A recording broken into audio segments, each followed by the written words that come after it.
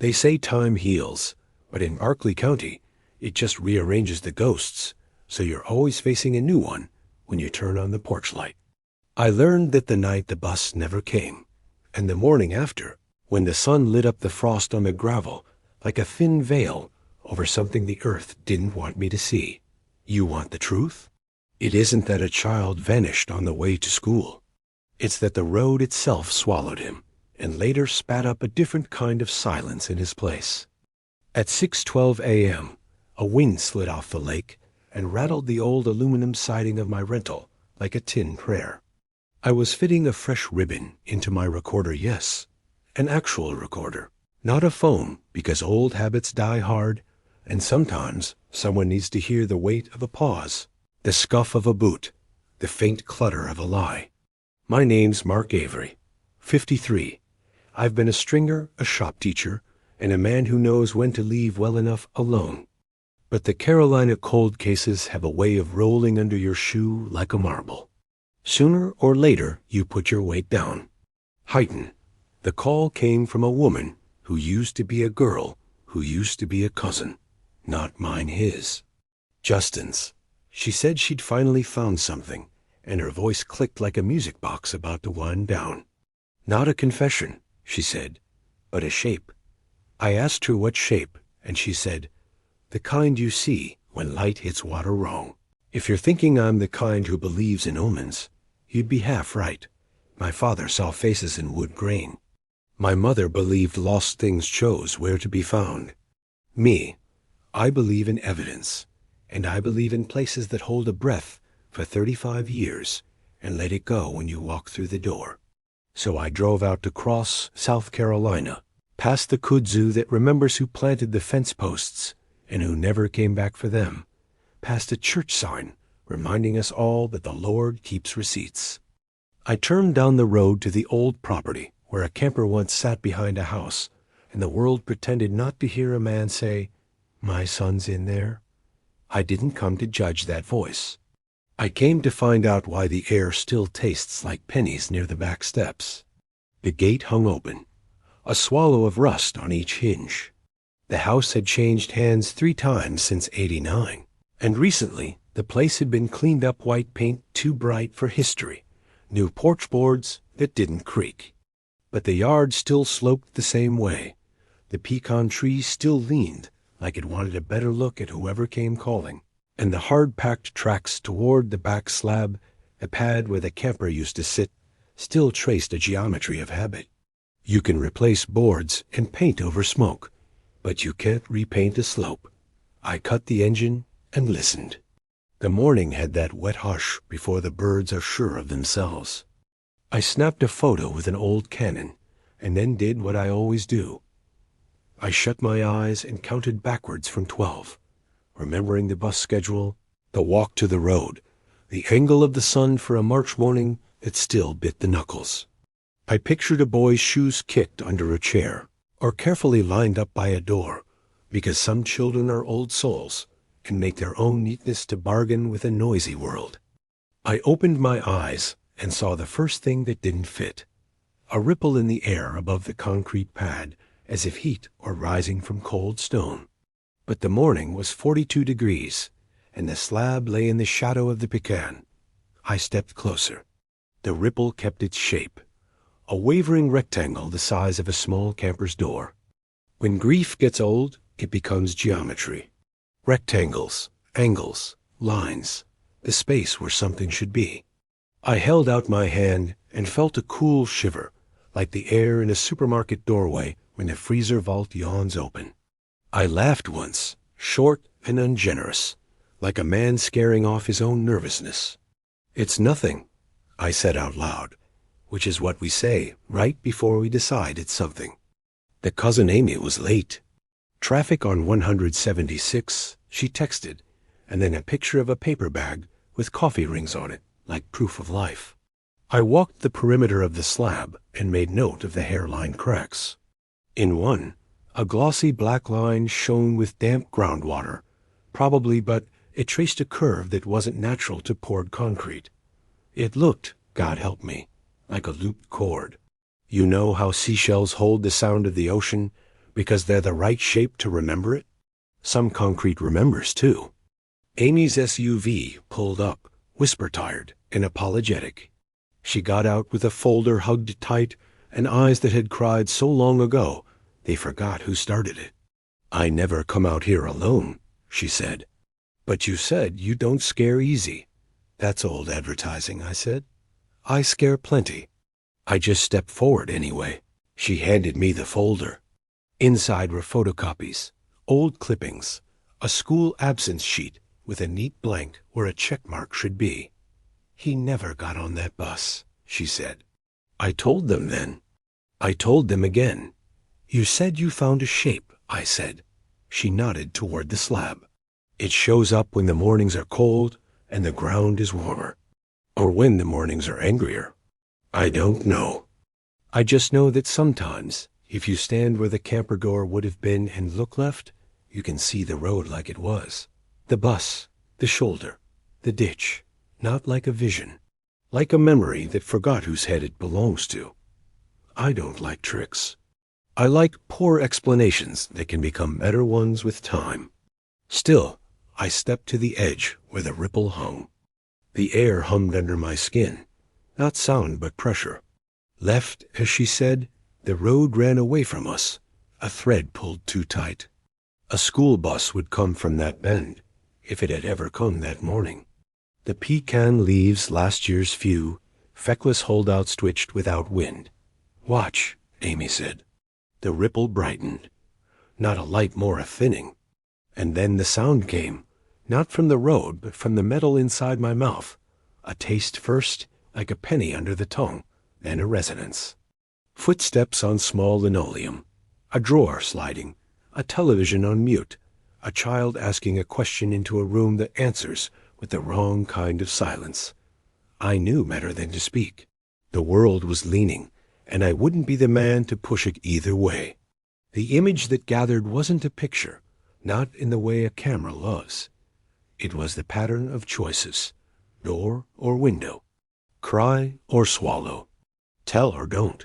It gathered itself into a feeling of bending time, of a thread tugged too hard through a small buttonhole. Amy's voice came low. "People say we're chasing what can't be explained. But tell me what's easier to explain. That a 5-year-old makes it to a bus that didn't stop, or that sometimes a place remembers what we won't." I reached toward the ripple, and it cooled my fingers. The shape held. And then, like a breath-fogging glass, a print came forward 4 knuckles, and a half-thumb, too small to be mine, pressed from the other side. Not a hand reaching out. A hand bracing, as though about to step down from a threshold that never existed. I pulled my hand back like I'd touched a live wire. My heart did the old drumline in my chest, the one that says, "You're about to learn something you cannot unlearn." "I told you," Amy said, "the way you say it when telling is all you've had for 35 years. "Whatever this is," I said, when my voice worked, "it's not done with us. And because I am, despite everything, a man who believes in leaving offerings for the impossible, I took the ribbon out of my pocket, the one I'd meant for the recorder, and tied it to the branch above the slab. The wind didn't move it. The ripple did. It stirred as if the air itself was breathing out, and the knot leaned toward the empty space where a door had once been. "Now," I said, mostly to myself, "let's find the living who still know how to lie." Amy and I stood there longer than decent people like to admit, watching the air breathe where a door used to live. The knot I'd tied leaned toward the nothing, like it had found its old employer. People in Berkeley County have a gift for standing still when the moment asks for it. That's a grace, not a habit. The neighbor dogs didn't bark. A crow practiced a sermon and then thought better of it. The morning decided to be cold for real. Amy broke the seal. "You see why I didn't bring anyone else. I see why you did," I said. "You needed somebody to tell you that you weren't seeing things." "I know what I'm seeing," she said. "I needed someone to stand here and not run. Heighten." She flipped through the folder and produced a photocopy of an absence sheet. The box next to Justin's name was empty, a small white square where a pencil should have made a promise. They told us he got on a bus. He didn't, she said. I was 8. I watched the bend the whole morning. No bus, just the sound of March trying to be spring and failing. Witnesses said the same, I said, and the word witnesses tasted like a penny because of everything that word has to carry when witnesses grow old and disappear before the truth does. They said he was never on that bus. She nodded, grateful that someone else would put the sentence in the air with her. And 2 days later, she added, quieter, he was found in that camper. The ripple pulled thin and then fattened again, a breathing thing. I stepped sideways until I could see the whole slab. Hairline cracks made gentle rivers. In one, a darker vein looped like a cord. It was nonsense. It was nothing. It was exactly what it looked like. What else happens? I asked. Sometimes, she said, if you stand where you stood and close your eyes, you hear the drawer, the one in the kitchen with the leash. Don't tell me that's just imagination. My aunt said once, the drawer made a sound like a decision. I thought of the 2021 re-exam, new testing, how time sometimes becomes a microscope if you give it enough grief to work with. The sheriff's words about stomach contents and fibers and ligatures, the way science shows up late, but still remembers which chair it left pulled out. Hold. Let's try it, I said. I closed my eyes. The world steadied, then set sail. The sound came not to my ears first, but to my teeth the way a distant train does. Drawer rails on wood. Then the tiniest click of a latch. A child's weight shifting from one foot to the other, impatient and 5. The television on mute, meaning someone had wanted a noise to drown other noises without introducing new ones. The grief geometry rearranged itself into a room I'd never been in and had memorized anyway. The camper steps waited like a question. The door frame remembered pressure, not direction. My palm tingled where the small handprint had fogged the air. I felt suddenly, entirely, like a trespasser. My eyes opened of their own accord. Amy had turned away, looking at the road, the bend that held a bus that had never come. There was a news crew, she said, that day when they found him. Not the day, but 2 after. They were here. They saw the father walk in. They saw him walk out. That's a kind of haunting, too. Archives carry more ghosts than cemeteries, I said. At least cemeteries label theirs. She exhaled a laugh that didn't owe anybody money. You always talk like that? Only when I'm trying not to be scared, I said. We walked the yard, letting our feet remember things our brains could not. The pantry had the droop of a confidant. The fence line had a gate that knew it had been opened and closed too many times on one bad week. Amy slowed by the back steps and laid her hand on the rail. There was a time, she said, before any of this, when this was just a house with a child and a calendar on the fridge with a field trip circled in red. That's the part that haunts me now. Not what happened. What should have? Should have is a mean neighbor, I said. She looked at me. Is there a word for when a place remembers louder than people do? Witness, I said again, softer. Only this time the place is the witness. A truck rolled by on 176, loud in the way the present tries to be when the past puts on a show. We headed back to the slab. The ripple had settled to a veil. I reached toward it and felt cool. The ribbon tilted, a weather vane that believed in old doors. I told Amy about how cases get reopened, about the relief and the havoc, about arrests that arrive like storms and judges that build fire breaks you don't see coming. She knew all of it, but it helps to hear a thing from another mouth. Charges came, I said, and later the dismissal. Forever ended, the judge said. Forever is a big word, she said, looking at the ripple. Places don't believe in it. We stood there with that. The wind found its job again and worked the ribbon. Somewhere a hammer knocked, new construction, insisting it had a right to grow right up against memory's fence. My phone buzzed. A text from a former deputy who owed me or thought he did. "You still chasing the Turner thing? If yes, meet me at the old substation. I got 15 minutes to waste. I've got a mouth who wants to talk," I said. Amy drew a breath. "I'll come. You sure?" "I've been quiet most of my life," she said. It didn't work. We left the yard as gently as you leave a sick room. At the road, I checked the bend, because some habits honor the dead. The asphalt held its tongue. We drove 2 cars, like a small procession, past the church sign where the week's verse had changed to one about truth and time having a standing appointment, past a field that didn't know why we kept asking it for answers. The substation was a squat brick building, now leased to a plumbing company that kept the lights too bright. He was waiting by the side door, ball cap low, hands in jacket pockets. Age had done what it does to men who spent years in patrol cars, rounded the shoulders, tightened the eyes, left a kindness that looks like impatience until it doesn't. "Mark," he said, "you're still ugly." "And you're still lying about how much you smoke," I said, "because it's important to start with the sort of truth that doesn't scare the others." "This Amy?" he asked, and tipped his chin at her with the respect men save for people who've earned it the hard way. "She is," I said. He looked at the folder in her hands, like it might bite him. "I got 15, he repeated. "And I got something you need to stop saying on a voicemail." "What's that?" "That nobody knows what happened," he said, and the air sat down between us. "Plenty know. They just learned how to outlive questions." "Are you one of them?" I asked. "I'm one of the ones who knows why the question stopped," he said. "Come around back." We did. He opened an old steel door with a key that didn't yet believe it was retired. Inside, the hallway smelled like paper and lemon cleaner.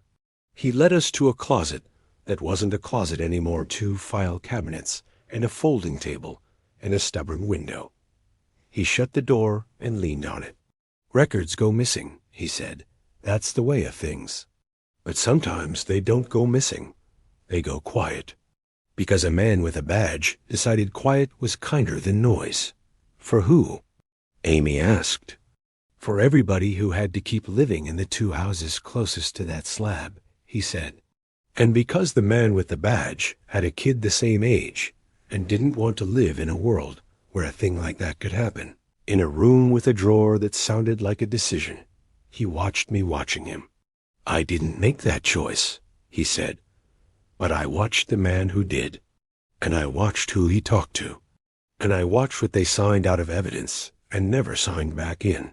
My voice stayed steady because practice makes, if not perfect, then survivable. "What?" "A length of cord," he said. Amy's hand closed on the folder. The ripple wasn't here, but the air remembered how to lean. "And where is it now?" she asked. He half smiled like a man who'd been waiting to say the next sentence for a decade. "You tell me," he said. "Because some mornings, when the cold comes up off the floor of my garage, I swear I can see a door where there isn't one. And I hear a drawer. And I think maybe records don't go missing. Maybe they go looking." The closet that wasn't a closet had a window that believed in 1989 light. It came in thin and certain, the way morning does when it thinks it's the first morning ever made. The former deputy, he finally let me use his name. Carter opened a banker's box that wore the kind of dust you only earn by not moving even when people tell you to. Amy stood beside me, knuckles white on the folder that had become a second spine. Carter pushed the box toward the table. "What I'm about to show you didn't go missing," he said. "It went where men hide the things they don't have words for." "That a new shelf in the evidence room?" I asked. "It's the space between 2 men shaking hands and agreeing not to say a thing that would make them strangers to themselves," he said. He lifted out a brown grocery sack, folded twice. Inside, a ziploc with a strip of masking tape, Ink faded to something the color of old rain. The bag was empty. The tape said only, kitchen, drawer, leash. My mouth made a dessert. You don't have the cord, I said. No, he said. I have the absence of it. And sometimes that's louder. Amy didn't blink. Who signed it out? She asked. Carter's jaw worked, slow mill. A detective who retired into a kind of silence that made the furniture uncomfortable. He meant well. We all did, until we didn't.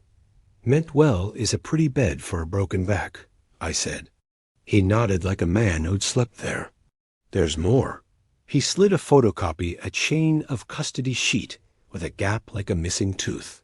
Someone had drawn a line through an entry with a pen that had run out of ink halfway through the way guilt runs out of patience. You see it, he said. I do, I said. Carter kept going, because once a man starts telling the truth in a small room, it's hard to stop.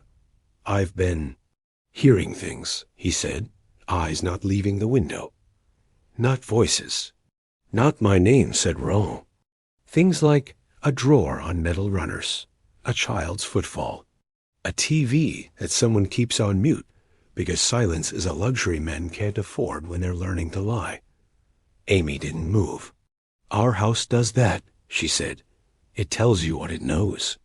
You think it's the wind until the wind forgets how to be that precise. I thought it was just me, Carter said, and he didn't sound relieved. He sounded promoted, like the world had finally entrusted him with a job too heavy for one back, so it made two of us. We went to his garage, because that's where the stories we don't want to tell ourselves live. The door groaned up, throwing a rectangle of daylight across oil stains, shaped like continents waiting for sailors. He pointed to a stretch of concrete by the workbench. Happens there, he said. Cold mornings. When the floor exhales and the air hasn't learned the new rules yet. The garage had the smell of clean failure lemon, rags, honest work that didn't change the past. I stepped to the spot and felt nothing. Then I felt the knot, the same cool tug I'd felt at the slab, a thinness, a sense that the room had a pulse, and for once I could stand exactly where the heartbeat showed. Amy stood to my left, hands at her sides, like a child being measured. Carter stayed near the door, one forearm against the jamb, as if he'd learned to be the kind of man who doesn't step into something if he isn't sure how to step back out. Listen, Amy said. We did. At first, just garage things, the tinnitus of quiet houses, a drip that couldn't find the bucket, a neighbor's lawnmower arguing with itself. Then the note came in like a tuning fork. Somebody else had struck in another room. The drawer, the whisper of metal, the drag of a leash that had learned a boy's house before learned a boy's neck. The sound touched a nerve behind my right eye. I didn't know had been catalogued for this purpose. It always starts there, Carter said, pointing to the floor. Then there's a shape, not a picture. A place that isn't here, but is insisting anyway. The air wavered, not dramatic. Not a ghost with an appointment. A mild ripple, like heat above winter asphalt. It gathered along the edge of the workbench, then reached 3 feet into the room, like a door someone had forgotten to finish making. The hairs on my forearms saluted whatever weather that was. I don't want this, Carter whispered. But I reckon wanting doesn't get a vote. What do you see? I asked Amy. Not see, she said. No. Her face went soft in a way only people who have had to be hard can recognize. A little boy bracing his hand against a frame. Not because he's scared. Because he's small, and it's morning, and you brace when you step down. The shimmer held. And then the strangest thing happened. The smell of powdered drink mix, cheap and sweet, bloomed in the air like somebody had cracked a foil packet 20 seconds ago. My tongue remembered the taste before my brain found the word. Grape. A lunch that had been promised to a day that never got its due. I don't see things, Carter said, voice shot through with dread and awe. I'm not the kind to. You're the exact kind, I said gently. A man who has carried one version of the truth so long his arms forgot how to put it down. The shape breathed once more and then thinned. A small fog print full of knuckles and a half thumb appeared across the ripple, so exactly where the camper's door would have been that my knees warned me about gravity's plans. I made my mouth say a thing my heart wasn't ready for. We need to follow where this goes. To who? Amy asked. To the ones who beneficially forgot, I said. People who signed out boxes and signed in silences. People who know how a leash can be both too long and not long enough. Carter rubbed his jaw with a hand that had learned the weight of a wedding ring, then the absence of it. I kept one other thing, he said, eyes on the floor, not evidence. A copy of the neighbor's statement. Old woman. Had a window facing the bend. She said she heard a bus once that morning, but not from the road, from closer. How close? I asked. She said near enough that my cups rattled, he said. But she swore the bus never rounded the bend. And the driver alive then, gone now, said he never reached the stop that day. Early route detour for road work. Nobody told half the county. His voice found a rough edge. You see where that puts the phantom bus. Not on asphalt, I said. On memory. Amy closed her eyes. My aunt told me once she dreamed of steps lowering and lowering and never finding ground. I put a hand to the air where the ripple thinned and felt the exact temperature of grief. Not hot, not cold, just the subtraction of normal. Places remember a bus that never came, I said. And sometimes they remember the thing that came instead. Carter looked sick. Say it. Someone made the morning sound like a bus, I said. So a child would move the way a child moves when the day starts the way it's supposed to. We stood with that, like three people trying to lift a piano down a narrow stairwell. Carter finally straightened. There's one man living who might tell us how the sound of a bus gets made without a bus, he said. He used to fix county trucks and hated every school day because of the noise. He'd know what machinery makes what song. What's his name? I asked. Carter told me, and the name tasted like rusty hinges and long afternoons. He lives out by the old power lines, he said. Keeps parts in coffee cans. If a thing hums, he knows the key. Then we'll ask him to hum for us, I said. We left the garage like men leaving a chapel they didn't decide to pray in. The ripple was gone. The room was just a room again, guilty of nothing but storing what the living keep. On the drive, Amy called her mother, then didn't speak when the call connected. Sometimes the voice on the other end is the only proof you need that the world still has a floor. I drove behind her, watching the turn signal click at the power line road, the way a metronome tries to make music out of waiting. The man we wanted had a yard that was more honest than tidy rims stacked like archaeology. A grill with a lid that didn't close. A picnic table where bolts and birds negotiated the terms of their treaties. He sat on the tailgate of a truck that didn't owe him anything and watched us arrive with the expression of someone who has been practicing not being, surprised for 30 years. You Mark, he said, not a question. I am, I said. This is Amy. He nodded at her the way men do when they know all the names and none of the solutions.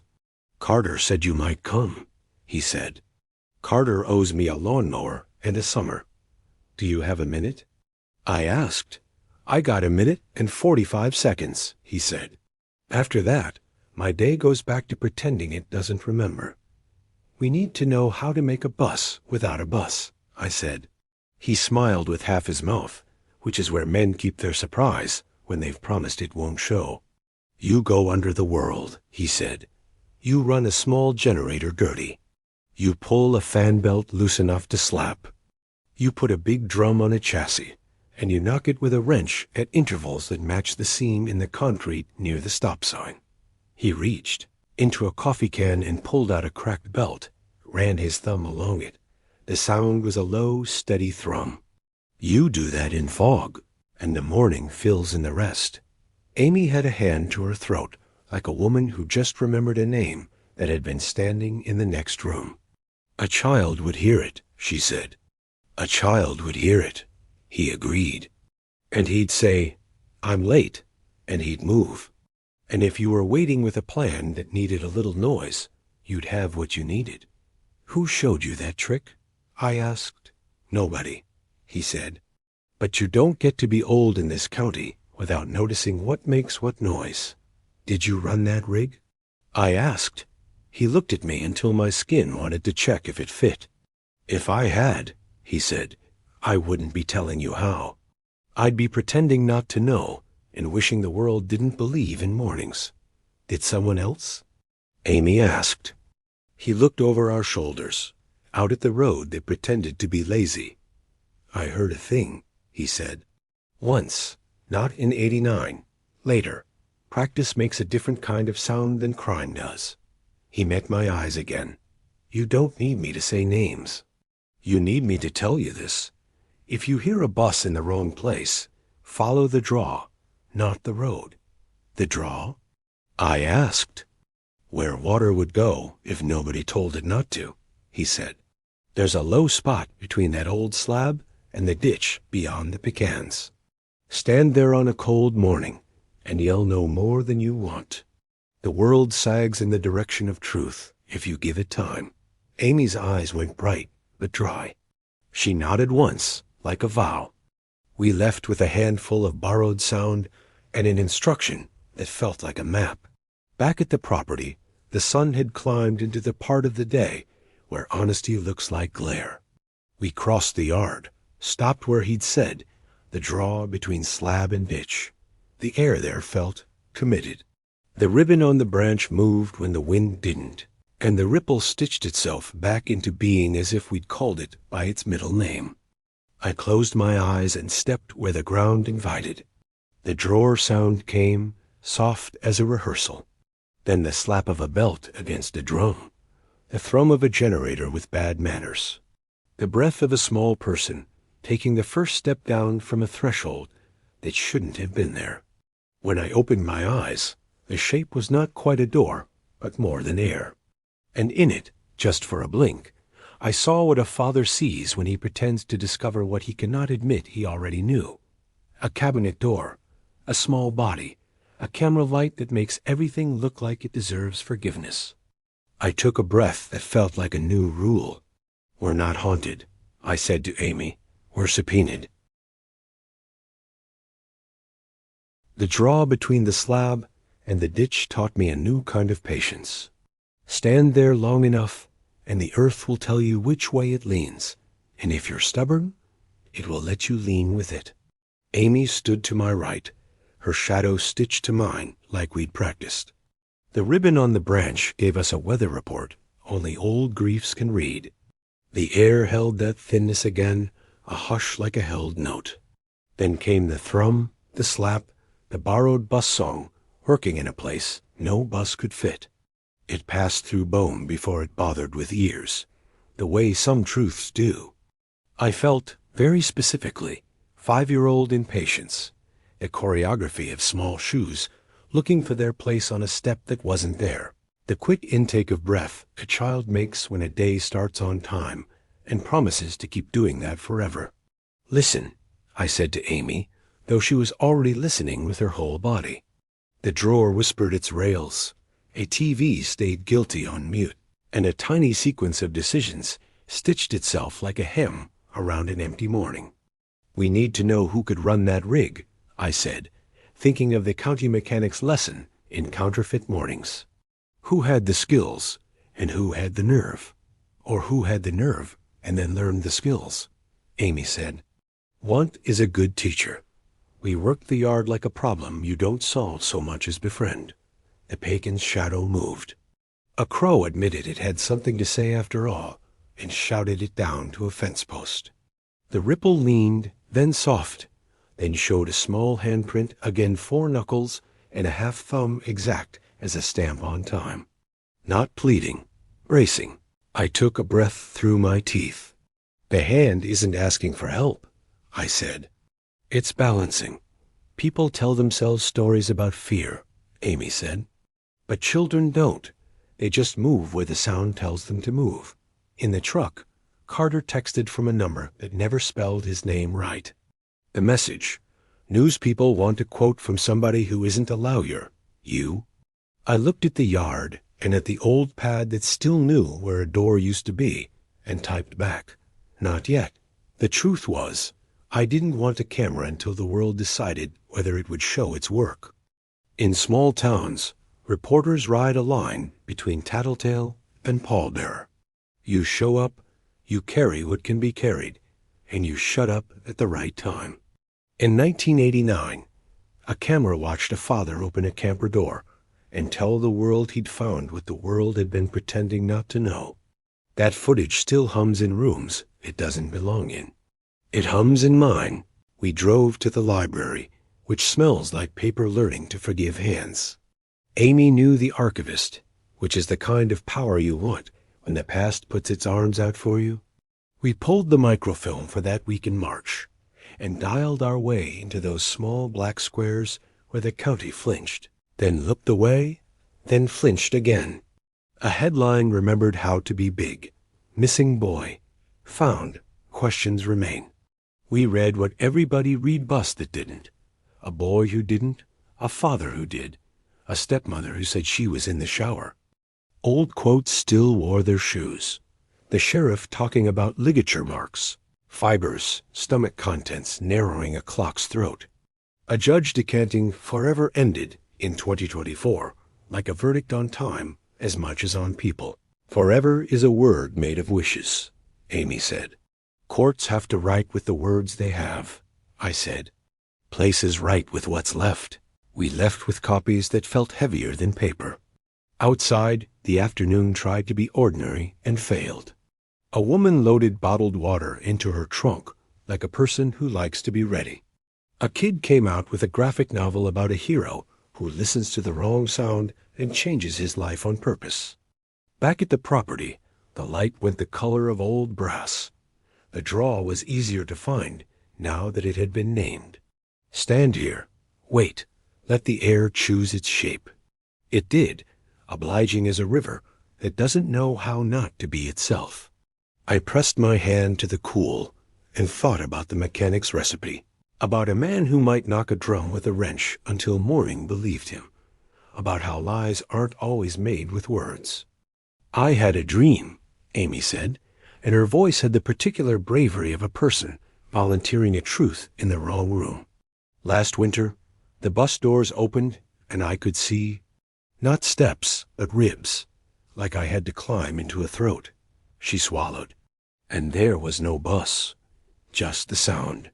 And the sound kept moving, and I kept following it, because the day only starts when it says it does. Dreams are just rooms your brain can afford to rent, I said. Sometimes the landlord is memory. Whose? She asked. Whichever one pays on time, I said, and she laughed the kind that doesn't apologize for showing up. My phone buzzed again. A message from a producer. I knew by the way she wrote the word. Exclusive. I put the phone in my pocket because some economies can't afford interrupts. We had more urgent subscriptions. Carter arrived, idling the patrol of a man who retired without retiring the posture. He stepped out with a thermos and the look of a person who had gone home and found the conversation still going in the room he'd just left. I talked to a man who carries passwords in his pockets, he said. The network still has the raw tape from that day. Not the cut piece, the wide. He says if we ask like humans, he'll thread the reel. We looked at the slab as if it had heard that, and maybe it had. Show it here, Amy said. Don't take the tape to a newsroom. Bring it to the place that thinks it remembers. Carter nodded. Needs power, a projector, and a man who won't charge us as if we were making his problem historic. I could arrange the first two. I'll be the third, I said. We set it for dawn because that's when places like to be honest, when the new day hasn't learned how to lie yet. Carter hauled a generator and a wheeled case the color of a tin roof. The mechanic lent us a belt he swore didn't want to be part of anything bad. He came too, standing just outside the circle of people and memory. arms crossed, not like a guard, but like a man holding himself together. We aimed the screen at the side of the house, because sometimes you need to show the past itself. The projector clicked like an insect that learned Morse code.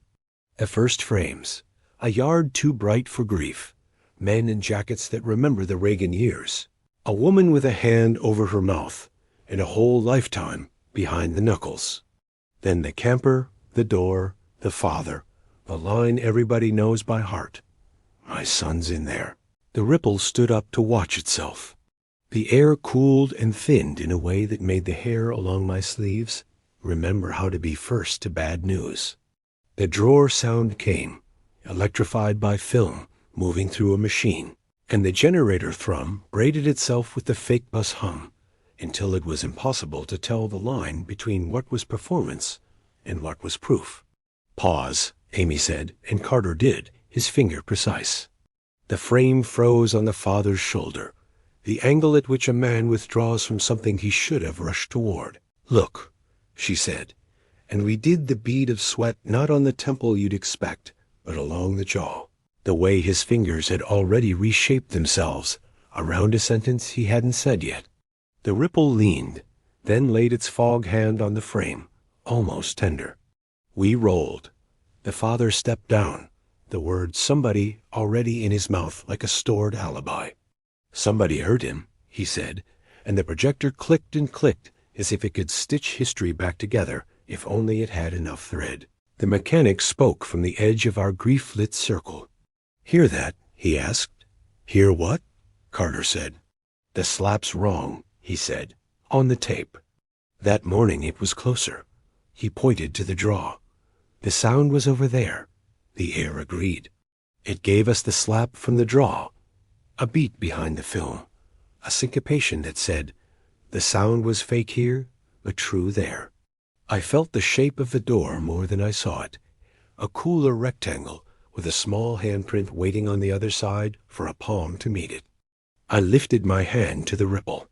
Amy lifted hers beside mine, the mechanician's voice keeping time in our ears, the projector telling one version, the yard telling another. For a second, the prints matched adult and small, present in memory, but not as plea and rescue. As instruction, follow the draw, I said, repeating a mechanic's gospel, because sometimes the prophet wears grease. We stepped off the slab toward the low spot, frames stuttering on the wall behind us, the father forever stepping back, forever saying the same words, forever having them mean the thing he needed them to mean. At the low spot, the earth felt expectant. I knelt and put my palm flat. The ground was colder than the air, or the other way around, which is how you know a place is about to tell you something unseasonal. The ripple came with us like a curtain that decided the stage was bigger. What now? Carter asked, whispering because men whisper in sanctuaries. Now we ask the place a question, I said. We've been telling it what we think we know. We ask it what it knows. How? Amy asked. I took the ribbon from the branch and laid it along the ground where the draw creased the yard. Don't step on it, I said. Just watch. The ribbon trembled as if someone were walking beside it. Small steps, measured as a morning routine. It veered where a child would avoid a puddle. It paused where a child would check for eyes at a window. It moved to the slab, then away, then toward the ditch, then not away from us, but through us, as if we were the door now. Mark, Carter said, voice finding its knees. What are we seeing? The route a sound draws, I said. And where it stops, it stopped at the ditch. Not the wide mouth, not the part anyone keeps mowed for snakes. A narrow cut where water had made a decision and the world had agreed. The ribbon lifted slightly, then settled. Amy inhaled like she'd been told a secret by someone who shouldn't know it. Here, she said. Always here? We knelt, 3 grown people in a yard that remembered before we did. The ripple lowered itself to the grass. The drawer sound faded. The generator coughed. The projector chewed its last loop and clicked in empty insistence. The world took a breath it had been holding since 1989 and made room for a new one. Tomorrow, I said, we bring a probe. We bring a rod. We bring the kind of respect you bring when you don't know what you're about to find. And if we find it, Carter asked, then the living will have new lies to tell, I said, and the place will have less to carry. We stood, not triumphant, just taller by the weight of what the ground had agreed to share. Amy wiped her palms on her jeans and looked up at the pecan as if to thank it for shade it hadn't refused us. The mechanic gathered his belt like a relic that had done penance. Carter shut down the generator, and the yard felt its own heartbeat again. On the way out, I looked back the way people do when they can't decide if they're leaving or being let go. The ribbon lay quiet. The ripple had gone wherever it goes when memory rests. The house watched us leave with its new screen-lit knowledge. The road held its bend like a mouth that would keep a secret until the right ears came close enough. Tomorrow, we'd ask the ditch what it had been keeping. Tonight, the bus that never arrived was on time in every dream in Berkeley County. At dawn, the ditch looked like any other ditch, just a crease in a yard that had learned how to drink. But places that pretend to be ordinary at sunrise usually owe you a debt by noon. Carter parked half on the grass, half on the road, like a man trying to live in two times at once. Amy brought coffee strong enough to make old promises stand up straight. I carried a probe rod, a tape, and the particular humility required when you ask the ground to tell you a story it has survived telling. We marked the draw where the ribbon had lifted the night before. The pecan tree threw a longer shadow now, as if it had volunteered for more responsibility. The air had that thinness again, a barely there cool that suggested a door where no one had built one. I set the probe on the crease and leaned in. The ground answered with a firmness that wasn't refusal, more like reserve.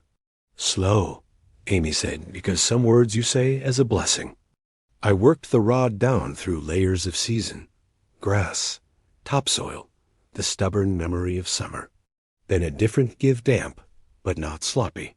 Compact, like someone had asked the earth to please hold this shape for a while. I pulled the rod back, and the tip came up with a smell that wasn't quite rot. It was sweeter, like a packet of grape drink mix ripped open 36 years ago and left its ghost in the dirt. Carter squeezed his eyes shut for a beat. I smell it, he said. That cheap sweetness. Memory's pantry, I said, and kept my voice working, because if it stopped, my throat would do what men's throats do when they've run out of words. We triangulated 3 points along the crease, then 3 more. The rod told us what the ground would not. There was a line of difference under there, a seam stitched by a hand that wanted morning to move in a particular direction. The ripple gathered at the slab like a congregation that knows when to rise. The drawer sound came and went like someone practicing the name of a person they were about to lie to. Carter stepped back, phone in hand, fighting the part of himself that wanted to call a backhoe and the part that wanted to call nobody at all. Chain of custody, he said to no one into the entire day. If we turn soil, we marry this thing. We're already married, I said. We left with vows last night. He nodded once, then twice, as if counting blessings he didn't trust yet. We call the county, he said. But we don't call press. We let the place talk first. In the half hour between decision and the arrival of men who carry tape and zip ties, and a reverence that sometimes looks like superstition, the yard gave us a sermon. The ribbon lifted, moved 3 inches, sat down. The ripple pressed itself against the air like a face to glass. The smell of grape came, went, came softer. A neighbor's dog howled. That low, embarrassed sound dogs make when they have something to add and don't know the language. The county truck rolled up with 2 techs who looked like boys until you saw their eyes, which were older than anything. They signed things on a clipboard like people who know papers make men brave. We showed them our marks, our rod readings, our polite insistence. They listened. They did not laugh. They listened the way good men listen at funerals. "We scrape," one said, 3 inches. Then we decide. They worked with care that made me want to leave and stay at the same time. The first scrape gave us nothing but the kind of dirt you find in every yard, a catalogue of Sundays, a ledger of mowing. The second scrape found a layer of plastic, old and brittle, like somebody's attempt at keeping water out of a place it had no business being. They bagged a strip and labeled it with a neat hand. The third scrape made the shovel ring. Not metal, hollower, the sound a plastic bin makes when it has learned to bear weight. Carter did not swear, but the air around him did it for him. The techs exchanged the look of men who have run out of easy days. "Pause," one said, "because consent matters even when the witness is earth." We stood around a rectangle that did not belong, the way congregations do around baptisms and graves. Amy put a hand to her mouth in that ancient pose that keeps more than sound in. I counted 12 backwards and got stuck at 7. The ripple leaned. The drawer whispered. Somewhere, a generator I couldn't see stuttered once, twice, then thought better of it. They cleared the remaining inches like a museum tends to an artifact that may argue with them. The bin was old Rubbermaid green, cracked at a corner. A lid that had decided to keep doing its job out of habit, not pride. The tech ran a cotton swab along the lip, sealed it in a tube, labeled. He looked at Carter. "You good?" He asked, which is the kindest question men ask each other when the answer is no. "Open it," Carter said, and the words were sanded smooth by years of not getting to say them. The lid released with a small capitulation plastic surrendering a seal. Inside, not bones, not a leash. Not the headline the worst of us carry in our pockets just in case. Inside were clothes in a gallon ziploc, a lunchbox with fading astronauts, and a coiled cord that had once been white and now believed in the color of old teeth. The cord was tied with a knot that had been considered, then rethought, then taught to do a different job. Amy made a sound I won't write down, because some sounds are for the air that heard them first. The text backed up because grief is contagious, and men have to keep their hands from catching it if they're going to do their work. Carter stepped forward and did not touch anything. He just looked the way fathers look at the world when it confirms their worst suspicion about what the world is capable of. "Bag," the older tech said gently, and the younger handed him one like a sacrament. They packaged the cord with a respect that wasn't performance. The lunchbox went into another bag. The clothes, third. They labeled, initialed, time-stamped. The earth watched and allowed itself the smallest exhale.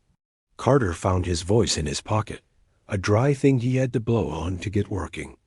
He called the number he needed to call. He said the words that meant something would happen, now that could not be unhappened.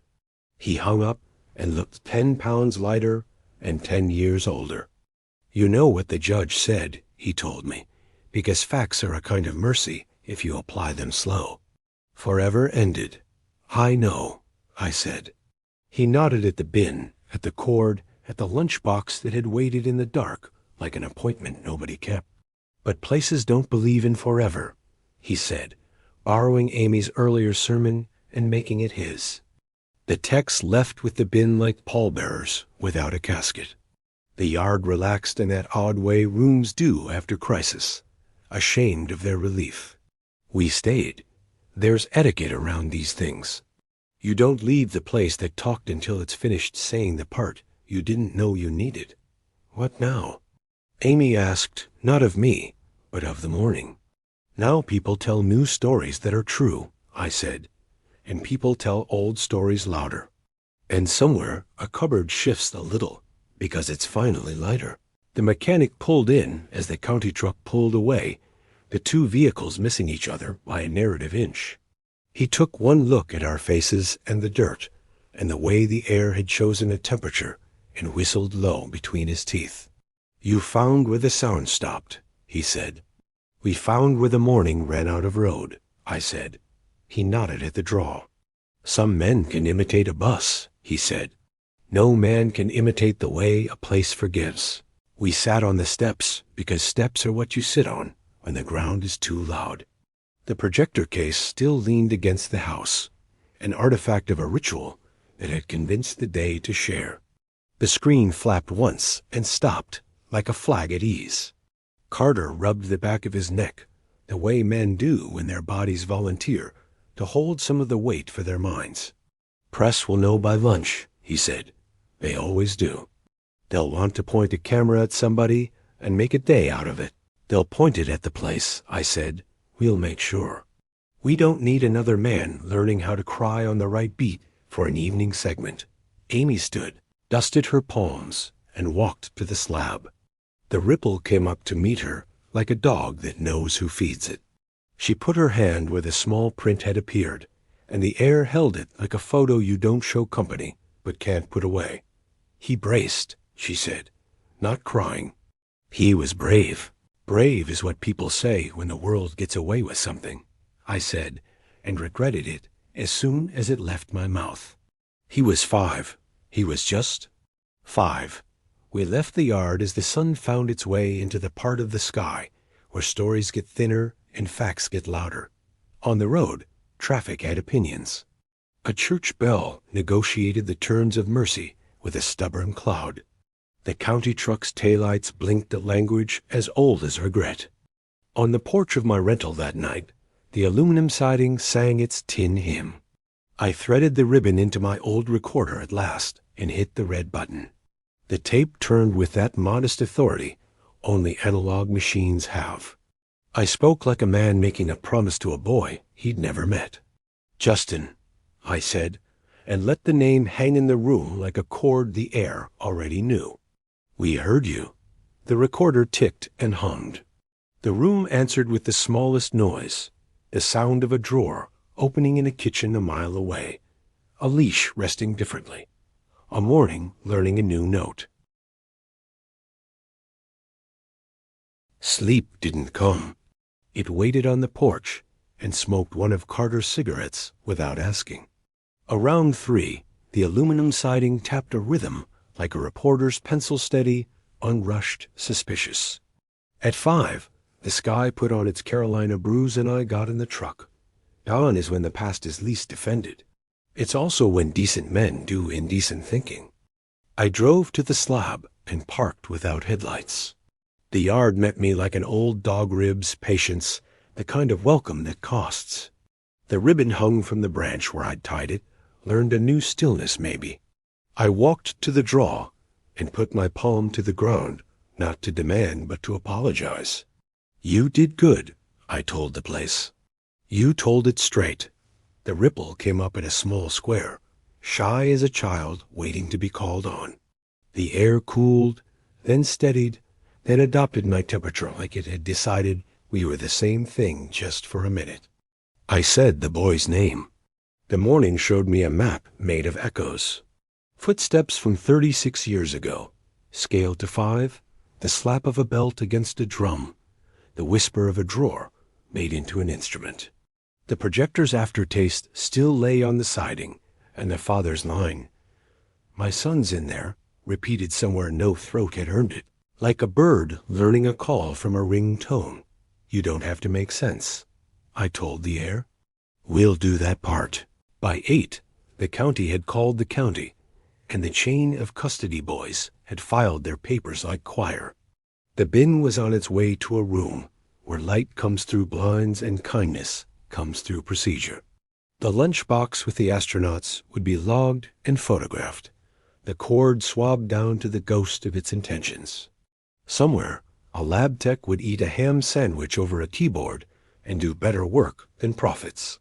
Somewhere else, a lawyer would sharpen a pencil and a jaw. Carter showed up with hair that had given up and coffee that had not. He took one look at my face and handed me the cup before I could lie. They'll test what can be tested, he said. They'll say what can be said. Then the part that comes next will be the part you'd write different if anyone let you. Press? I asked. He nodded at the road. They'll arrive like lightning and pretend to be rain, he said. And a judge's words will be said again, because the law believes in time the way preachers believe in Sundays. Forever ended, I said, and the yard did not care for the phrase. Amy came with her mother's eyes and her own jaw. She had a way of standing that made lies think twice. The mechanic joined, hands in pockets, as if he'd agreed to be there before he knew why. The four of us made a shape like a family if you squinted and forgave. We do this part on our terms, Amy said. We're not going to let a camera make us characters they can go to commercial on. Let the place speak, I said. Let the place be the interview. The first van rolled in with a mast that looked like a flagstaff for nations that don't exist. They poured out microphones and faces. I didn't give them the slab. I gave them the pecan tree. I said a boy's name and what a place remembers.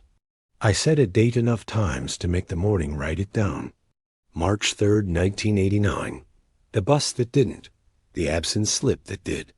A camera that would always keep rolling in rooms that deserve privacy. The county recovered items of interest, Carter said on mic, and I loved him for the phrase. They will be handled according to policy and law. We ask for patience. We ask for care. What about the father and stepmother? A reporter asked, because somebody gets paid to say the part that makes the air sour. A judge ruled, Carter said. Words like dismissed and forever ended belong to a courtroom. Today belongs to a yard. Another asked whether the case was solved now, because news likes closure the way moths like heat. Cases don't get solved, I said. They get heard. They turned their mics to Amy, but Amy turned her face to the slab. The ripple obliged, visible enough that a camera might catch it if a lens knew what grief looks like when it refuses to be specter and insists on being physics. The sound tech asked if anyone else heard that drawer thing. The sound tech heard it, because sound techs are priests in a world that doesn't admit it. He looked at me like men do when their gear picks up the thing their hearts already had. We finished without pageantry. The vans pulled away to make packages. The place resumed its pulse, which is to say, continued the one it had lent us for an hour. The mechanic cleared his throat. I did a thing I shouldn't, he said, and every head turned. I called a man who doesn't take my calls. Told him what we found. He hung up. Then he called me back from a number that sounded like a hospital. He said, I didn't sign for that cord. Then he hung up again. Who? Carter asked, not writing the name down because some names start fires just by being on paper. The man who drew a line through the chain of custody sheet with a dying pen, I said, feeling the shape of a life that had committed to a bad decision and then to its defense. Amy's voice was low. He's the one who can't sleep when the floor gets cold, she said. Then we'll let his floor talk, I said. We went that afternoon, before courage could make a case for tomorrow. A man lived in a split level whose siding had outlived 2 marriages. He answered the door like a man who'd been practicing not answering for 3 decades. His eyes were the color of lake water under a storm green, gray, readable until it wasn't. You're on my lawn, he said. We can leave the lawn and still be on your conscience, I said. Pick. He let the door yawn wider, not an invitation, an inevitability. The living room had 2 recliners that had chosen sides. A television that had learned to be quiet. A carpet with a path worn by a man who thinks best in circles. We found a bin, I said. We found a cord. We found what places peep when people don't. He flinched at the last word people, as if the category were an accusation. You think I took something, he said. You think I put it somewhere. I think you drew a line through a line and hoped ink could do the kind of work only daylight does, I said. He breathed like he had to win at it. I kept it from the wrong hands, he said. I took it so it wouldn't go missing. You know what men do when they need a win? They turn hard things into trophies. He swallowed. I put it where men don't go to show off. I put it in a dark place and let it be forgotten, because forgetting seemed kinder than knowing. And now? Amy asked. I remember, he said, and the floor of my garage remembers. When it's cold, it hums like a bus and the drawer opens in a house I haven't been in since before I ruined my name. Tell us where, Carter said, and the plea in his voice wasn't for paperwork. It was for permission to stop carrying the way he'd been carrying. The man closed his eyes. There's a vent, he said. Behind the water heater, a flexible duct. The cord is in the duct. 2 zip ties. It was supposed to be temporary. Then the day got heavy. And then it was the 90s. And then it was church. And then it was a hurricane. You'd be surprised how many forevers fit between grocery runs. We stood in his garage, where the cold crawls up a sleeve first. The ripple woke like it had been sleeping under the concrete with its fingers steepled. The drawer sounded once. A prologue. The bus hum settled like a confession. The man pulled the water heater out with a strength that didn't belong to his age and cut the duct tape with a utility knife that had been sharpening itself in the dark. He handed the zip ties to Carter like communion. Carter put them in a bag. The man pulled out the duct and shook a small thing into his palm, a plastic tag with numbers hand, scratched. I put this in there to remember to come back, he said. It didn't help. The ripple leaned to the vent, and for a breath I saw what a boy could see if he were 5 and brave and obedient and built to believe a morning song. The door, the step, the bracing hand, the world. We walked out with new small things that would become big things in rooms with blinds and patience. The man leaned against the jamb and wept without options. Amy put her hand on his arm and said a sentence for him that he couldn't get his throat to shape. I'm sorry, and I wish sorry worked. On the way back, the county called Carter. He listened, and the corners of his eyes salt crinkled like a man told there's a bridge out ahead, and you can park and watch the river do a trick instead. He hung up. They found fibers, he said, and didn't explain because he didn't have to. The yard received us like a place that had made room for a plot twist. The ribbon stirred even when we stood still. The projector case no longer needed to be there, but refused to leave. The way witness benches sometimes hold the shape of the person who sat there last. You know what happens next, I said to Amy. We wait in a way that looks like standing still, she said.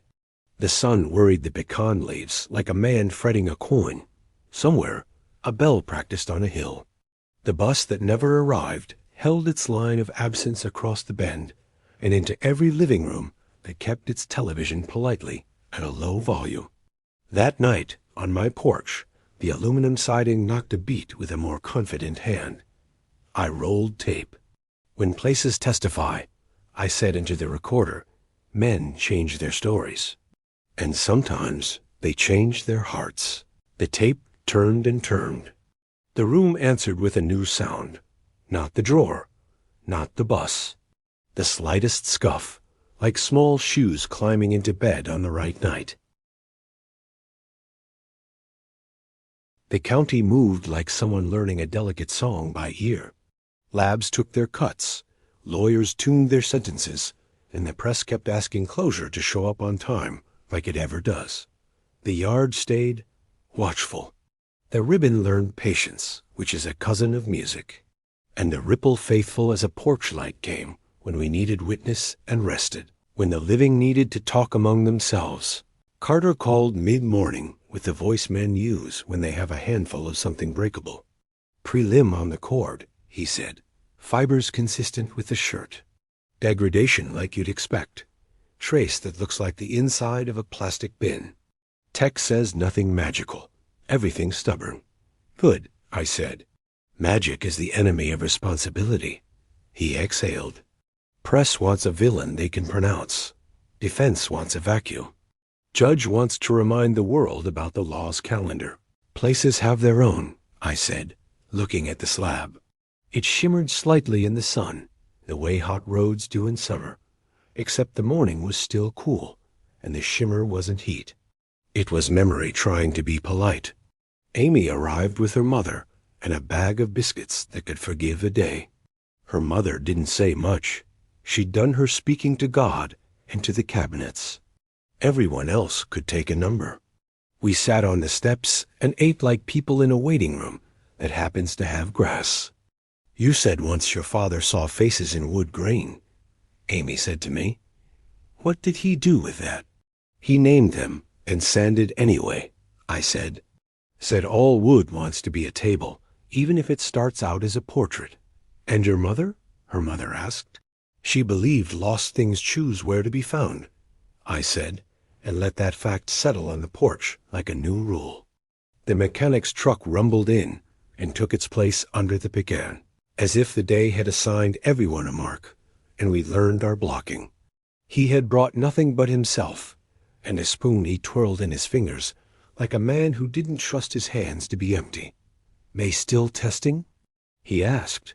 They're testing and they're remembering, Carter said, pulling up. Not quite on the grass this time. One lab guy said, I had this lunchbox. He said it like a confession. We stood together and watched the ripple breathe.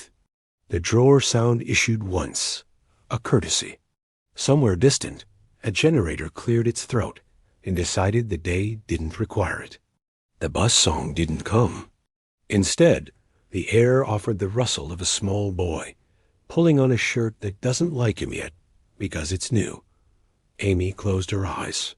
He was going to be late, she said softly. That's why the sound worked. It's an ugly trick, late. Late's a leash grown men put on children, I said, and wished it sounded less true. Around noon, the first camera vans returned, because news belongs to loops. They asked if the case was solved now, if the earth had confessed, if the cord was the cord, if the bin meant closure, if the word forever was smaller than advertised. Today is not a verdict, Carter said at the gate. It's a testimony.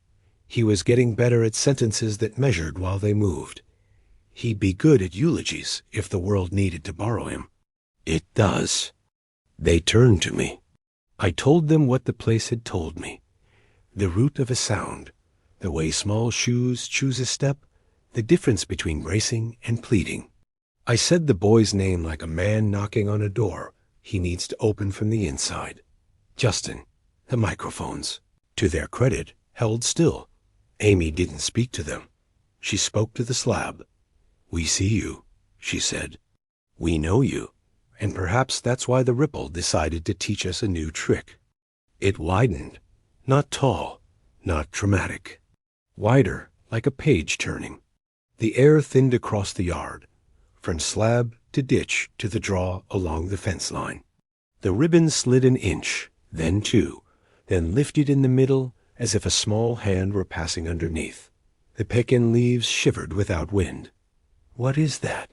The sound tech whispered, because he was now our priest and knew when to lower his voice. An edit, I said. The place is cutting to the next scene. We followed the widening, moving slowly, respectful. It led us to the fence line where the neighbor's yard started without admitting it. A spot where the ground slumped slightly, old post hole maybe, filled and settled. The ripple pooled there, square as a window in a memory house. Carter looked at me. I nodded.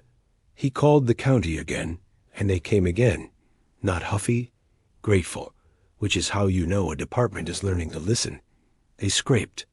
Dirt, then plastic again, then something metallic that had learned to be patient. It was a transistor radio, red, cheap, the kind that sits on a windowsill and tells mornings how to behave. Bagged, labeled, eyes met. Closest thing to a bus if you're trying to raise a ghost, the mechanic said. He turned the spoon in his fingers and sighed. You put that by a thin wall and you get rumble. You put it by a cupboard and you get a drawer in a song. Whose radio? Amy asked. Some objects don't confess, I said. They just testify. The ripple narrowed again, satisfied with the day's lesson plan. The sound tech stood there working nobody's gear and shook his head slow, reverent. I can hear where it sat, he said, pointing. In the wall. That hum has a pitch. Concrete gives you a B flat, and weathered wood hums to a C. The drawer's on E. That's how you get the chord that sounds like a morning. His eyes surprised him by filling. Hell, he said, forgive me. The press left with footage of men kneeling in grass and women standing like lighthouses. The county left with a radio in a bag and the promise to run fingerprints that time would most likely have eaten. We stayed. The mechanic set down his spoon at last, as if he decided hands could be trusted again. What now? Amy's mother asked, her first words all day. Now we let a place rest, I said. Now we see if the drawer can find a new sound, one that isn't a rehearsal. That evening, after the heat had its say, I walked the yard alone. The projector case had gone home with Carter. The screen had been folded. The ribbon still hung from the branch, a skinny witness, unbribed. I stood where the boy had braced. The air was just air, a good sign. I said his name again, quieter. I thanked the yard. I said a small thing to the house, the tree, the ditch. The kinds of sentences grown men use when they finally accept that gratitude is a language they're allowed to speak without permission. Back at my porch, I rolled tape and listened to the room listen back. The siding made its tin hymn, but softer. The refrigerator kicked once, then got over itself.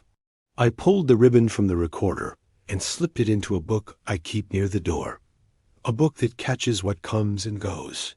Sleep showed up without making promises. It laid itself down on my eyes and told me I could have a little, not a lot. In that pie slice of rest, the bus arrived on time. The doors folded open. Inside, there was no throat to climb, only seats with gum wetted to the undersides, and the promise of a story a teacher would read in the voice adults keep for children. The small handprint appeared on the glass and faded, not a plea, not a warning good night. I woke to a text from Carter that made my chest change keys. Judge's words being quoted again. It read, but something else too. The county's reopening a line, not charges. A formal acknowledgement of what the place gave us. Memorial at the yard. Plaque. Not enough, but not nothing. Amy texted after. A photo of her mother's hands on a mixing bowl. We're feeding people, the caption said. It's the only language that works after this one. I drove over because some invitations don't require ink. The yard had folding tables now. Neighbors came with casseroles and paper plates that make their own kind of testimony. Carter stood with the mechanic talking about belts like they'd been friends forever. The sound tech showed up with a loaf of bread like it was a microphone. The place breathed easy. The ripple, if it existed like a satisfied cat, invisible, present, purring. I took a plate and stood under the pecan while the late light got more honest. Amy came over with tea and the look of a person who has finally decided to let a small corner of joy back into the room. We'll do one more thing, she said, and her voice made the air attend. Tomorrow. What's that? I asked. We'll put the ribbon where it belongs, she said. Not on a branch, on a marker. His name. The bus that didn't. The drawer that doesn't anymore. The sound a morning makes when it learns a new note. I raised my cup. We didn't clink. We didn't need to. The place had already made the sound. We chose morning because morning had been the thief, and morning ought to be the witness. The yard looked dressed for company, without pretending moan, swept, dignified. A simple post had gone in by the draw, where the ground had confessed. The plaque was small and honest, the name, the date. A line that didn't try to do too much. He was 5. The morning remembered. Neighbors arrived one by one, the way truth arrives politely at first, then all at once when someone brings a folding table. The sound tech came without his gear, which made him look younger. The mechanic wore a clean shirt that still couldn't help being the color of work. Carter came in the unmarked, which is how men come when they intend to mean it. Amy walked with her mother on her arm, and the world moved aside for them like it had learned some manners overnight. Before we started, I put my palm on the slab and told the place what it already knew. "We won't make speeches you can't use," I said. "We'll speak short and plain." The ripple came up as a courtesy, not a show. The air cooled, yes, but it cooled like shade offered to elders, not like a shiver sent to get attention. A drawer remembered once, and then, like an usher, waved us toward our seats. The bus song didn't perform. It had done enough. Amy stepped to the post and held the ribbon. It was the same ribbon I'd meant for my old recorder, the same thin length that had tied itself to a branch, learned the wind, leaned toward a door that wasn't there. She looked at the yard, not the people. "We asked this place to tell the truth," she said, and her voice was a clear road. It did. Now we'll do the part that belongs to the living. She tied the ribbon with the kind of knot you use when you expect to be tested. The pecan leaves applauded in a language nobody needed translated. A child laughed, not at something funny, but at the relief of adults behaving like the world might be fixable. Carter went next because the county owed the place a sentence said right. "Some words belong to courtrooms," he said. "Others belong to yards. We're in a yard. So I'll say it the way a yard understands. We'll keep watch." He didn't say more. He didn't need to. The mechanic spoke from his edge of the circle.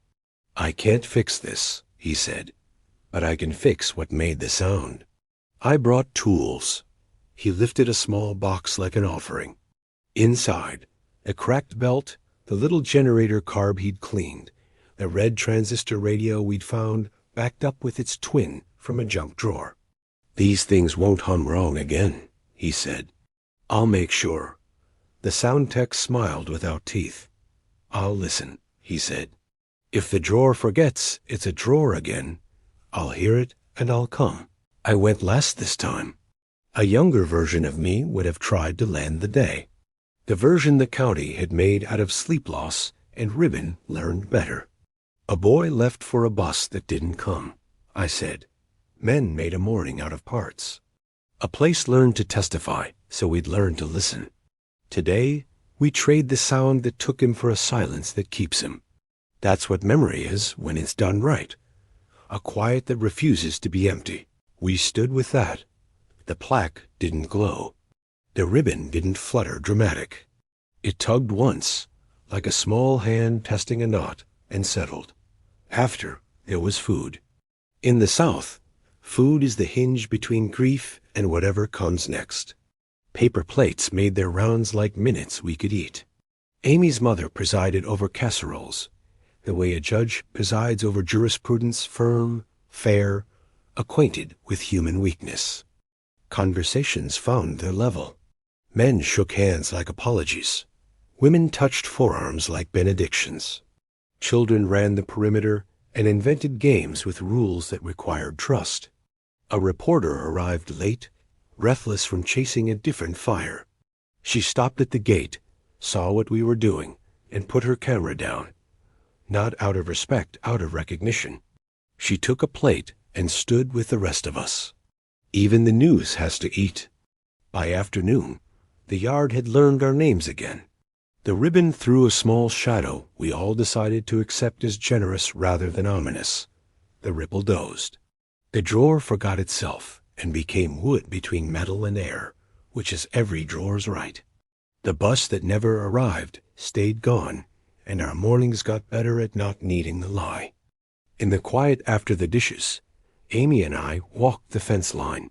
The post felt right where it was, like a sentence that finally found its verb.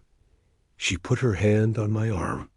"When I was little," she said, "I thought if I could learn to run fast enough, I'd catch up to the day that left without me."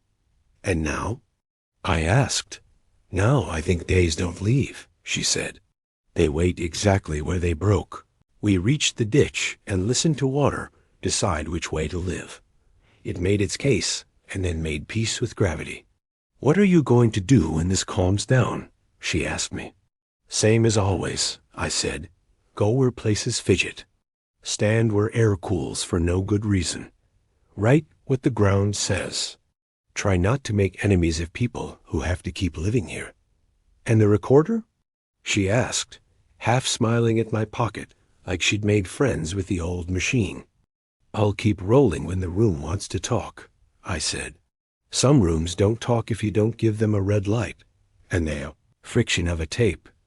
We headed back to the table where the sound tech was explaining to a kid how to cup her hands to make the sound of an owl. The mechanic was teaching Carter a knot that looks like it'll never come loose and doesn't. The afternoon crawled to the part where you decide between one more glass of tea or the first good night in a while. I left before sunset because good exits are a courtesy. On the porch of my rental, the aluminum siding knocked, but not like before. Not a reporter's pencil. A woodpecker trying out a new tree. I rolled tape anyway. Old habits, old machines. The ribbon was gone from the recorder, and exactly where it belonged back at the yard. Justin, I said into the quiet, and the room agreed to the name. You were 5. The morning remembered. We will too. The tape turned. Somewhere call it a yard, call it a room, call it a county air cooled politely, and then learn to be the same temperature as a man's hands resting after work. The drawer stayed shut because nobody needed a leash now. The bus didn't come, and no one minded. Night arrived on time. Not a thief this time? A guest? In the weeks that followed, the county did what counties do when they want to be better ancestors. They put a bench near the post. They wrote a proclamation that tried, failed, tried again to say the correct amount. They invited people who had gone quiet to come say something on purpose. Even the judge's phrase "forever ended" got used less like a wall and more like a mile marker, a place you notice because you passed it, not because you can't. A year turned. The ribbon weathered, as ribbons do, and then Amy replaced it with one the color of grape drink mix. It fluttered in a way that made the sound tech look up and smile like a man hearing a favorite key. He said he could hear the yard playing in C that day, which we all pretended not to find comforting. Sometimes I come back at dawn. I don't always bring the recorder. I stand at the draw and let the ground tell me how it's getting on. Mostly it says what contented things say. Nothing. On rare mornings, when the air thins just enough, the ripple appears for a breath. No pageantry, no lesson plan, like a place making eye contact across a room crowded with living. It holds for the length of a small hand's patience, and then it fades. On those mornings, I say his name once, and I say the day's date out loud, and I go get coffee where they still make it too strong. And I think about how much of this work is just holding a note until somebody else can take it. I told you at the start that the road swallowed a child and spit up a different kind of silence. That's still true. But here's the part I didn't know until the ribbon learned a name. Sometimes the silence spits up a different kind of road too. One that leads back to a yard where people feed each other, and a place that no longer carries the whole weight by itself. That's the road I take home now. It hums like a morning that doesn't need help being honest. It turns at the pecan. It slows at the bend. It passes a post with a ribbon that minds the wind. And when it reaches my porch, the siding keeps its own counsel. The tape sleeps in its machine, and the house breathes like a witness who has finally been allowed to rest.